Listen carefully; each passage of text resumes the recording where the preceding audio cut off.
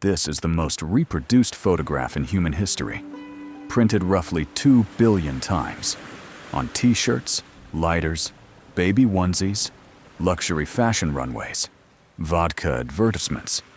And the man in this photograph, the face you've probably worn yourself at some point, personally oversaw the execution of hundreds of people during his lifetime.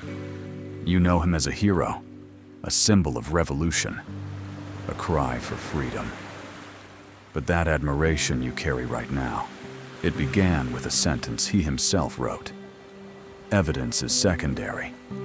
We must move on to conviction. When an idea is beautiful enough, it makes you forget to ask what it costs. This video is about how those beautiful ideas get paid for. Argentina. A child is born to a middle-class, left-leaning family. His name is Ernesto. He has asthma. Breathing will always be a fight for him. And that fight will make him see everything as a matter of will. He reads voraciously, discovers Pablo Neruda, history, sociology, philosophy. In 1948, he enrolls in the Buenos Aires School of Medicine. He's going to become a doctor. Then in 1951, he buys a motorcycle. He spends 9 months traveling across Latin America with a friend. In Chile, he sleeps alongside families who work the copper mines. In Peru, he touches leprosy patients with his bare hands. No gloves, no hesitation. In the high valleys of Bolivia, he sees the faces of starving children. And something breaks inside him. In 1953, he receives his degree. He's a doctor now. But healing suffering one person at a time is no longer enough for him. He wants to tear down the entire system. His name is Che now, an Argentine colloquialism, something like, hey man. He has met the Castros in Mexico. 82 men on a rusted boat set sail from Mexico toward Cuba. They fall apart on landing. Only 22 of the 82 survive. And then the moment comes. In the middle of the jungle, in the chaos, Che finds himself standing between 2 boxes. One holds medical supplies, the other holds bullets. The doctor drops the medical bag.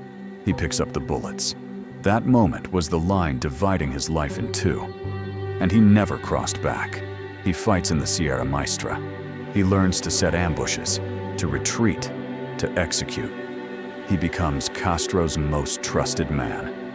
The first man he kills is Eutimio Guerra, a peasant, someone suspected of betrayal. The man begs him, make it quick. Che shoots him in the head. Then he writes it in his journal, in the precise clinical language of a physician.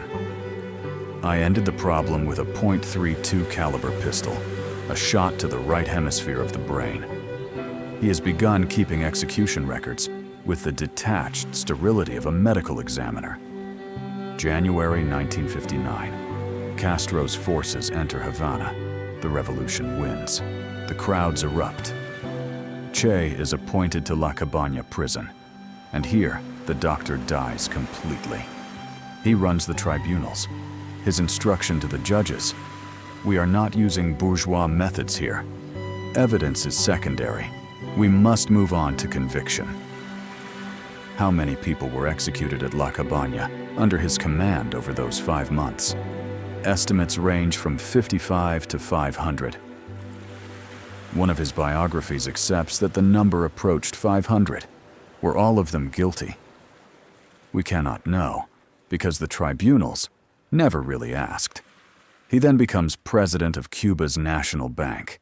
He signs the banknotes with only Che as a symbol of his contempt for money. He becomes Minister of Industry. He eliminates material incentives.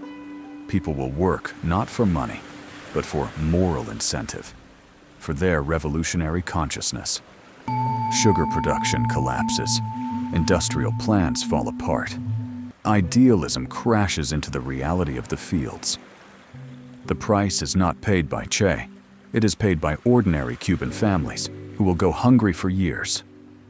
The heart of this story lives right here. where a man refuses to let his ideal meet reality.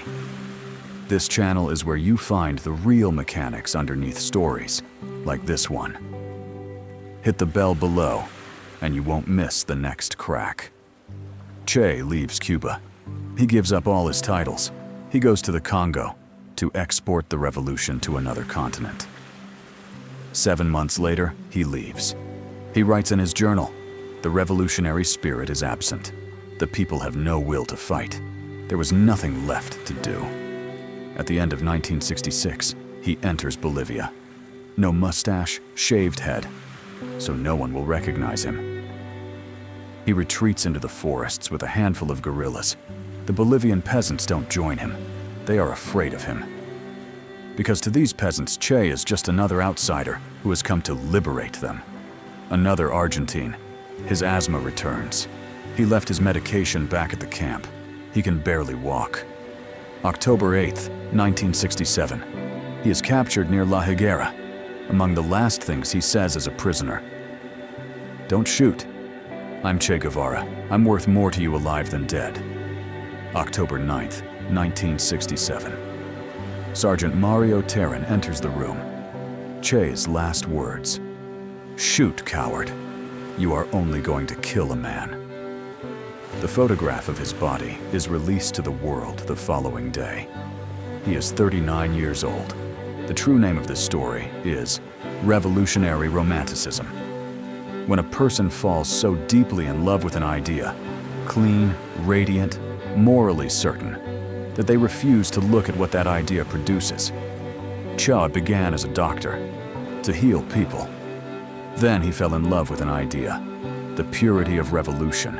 For that idea, he dropped the medical bag, pulled the trigger, ran the tribunals, collapsed the economy, launched failed wars across 2 continents, and led his own men to their deaths. Ideology promised him clarity. It told him he could build the new man, a human being who worked for morality rather than money, a pure human being. And for the sake of that promise, he sacrificed real people. Bloody, complicated, contradictory, real people. Revolutionary romanticism can come from the left or the right, from religion or atheism, from nationalism or universalism. The name doesn't matter. The mechanism is always the same. An idea is so beautiful that you stop counting its consequences. Now, you.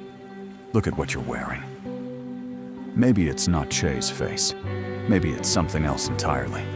A flag, a movement, a leader, a slogan, a hashtag. But there's something there. There is an idea that feels beautiful to you. So beautiful that you no longer honestly listen to those who question it. So beautiful that asking, "But what does it cost?" feels like a betrayal. So beautiful that when the people who carry that idea do something wrong, you defend them and quietly surprise yourself for doing it. This isn't unique to you. This is how the human mind works. Once you've bound your identity to an idea, that idea's defeat becomes your defeat. And so, to protect it, you begin looking away from the evidence. And then one day, much later, looking back, you will find the moment in your own life when you put down the medical bag and picked up the ammunition. When was that moment for you? Maybe it hasn't arrived yet. Maybe it's happening right now. Maybe it already happened, and you never noticed. This is the most reproduced photograph in human history, printed roughly 2 billion times. And this morning, when you were getting dressed, you picked one.